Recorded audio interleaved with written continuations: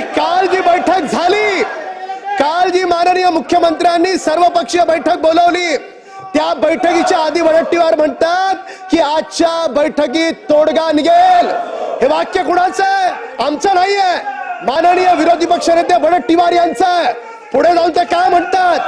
अध्यक्ष महोदय, म्हणजे जे काँग्रेसचे नेते या ठिकाणी मराठा समाजाच्या आरक्षणासाठी विशेष अधिवेशन बोलवा म्हणून मागणी करतात, तेच बैठकीला येत नाहीत. वारंवार या ठिकाणी माननीय सदस्य आशिष शेलार पासून सगळ्यांनी विचारलं की तुम्ही का बैठकीत आला नाहीत. यांची सगळ्यांची तोंड पांढरी पडली, त्यांच्याकडे उत्तर नाही. टीव्ही पुढे, माध्यमांपुढे वेगळं बोलतात आणि या ठिकाणी वागताना वेगळं वागतात. माननीय अध्यक्ष महोदय, माझी तुम्हाला विनंती आहे, अजूनही या काँग्रेस पक्षानं, या उबाटानं, या शरद पवार राष्ट्रवादी गटानं स्पष्ट करावं की मराठा समाजाला ओबीसी मधून आरक्षण देण्याबाबत त्यांचं मत काय आहे. आणि माननीय जयंत पाटील साहेब, आपण या ठिकाणी विरोधानं भाषण करता, आपण काळजीपूर्वक ऐकताय. जर आपण आता या 3 प्रश्नांची उत्तरं दिली नाहीत तर महाराष्ट्र समजेल की विरोधी पक्षाची भूमिका ही दुटप्पी आहे, 2 समाजामध्ये भांडण लावणारी भूमिका आहे.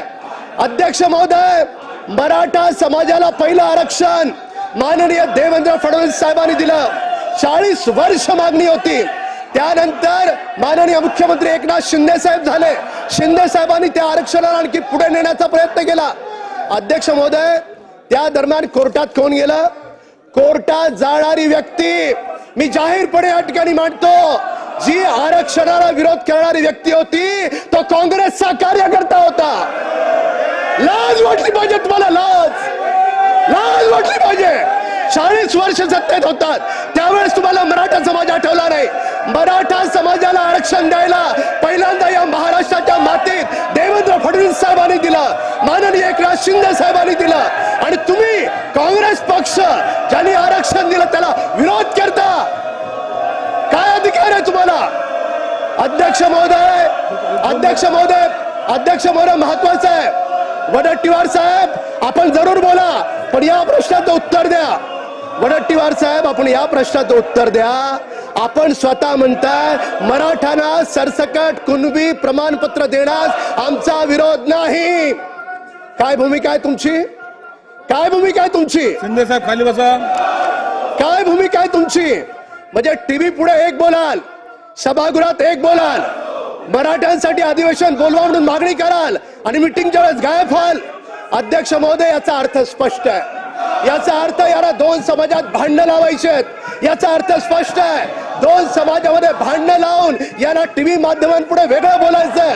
आज पूर्ण महाराष्ट्र पाहतोय. मगासपासून इकडच्या 10 ते 12 सदस्यांनी वारंवार विचारलं, तुम्ही बैठकीत का आला नाहीत?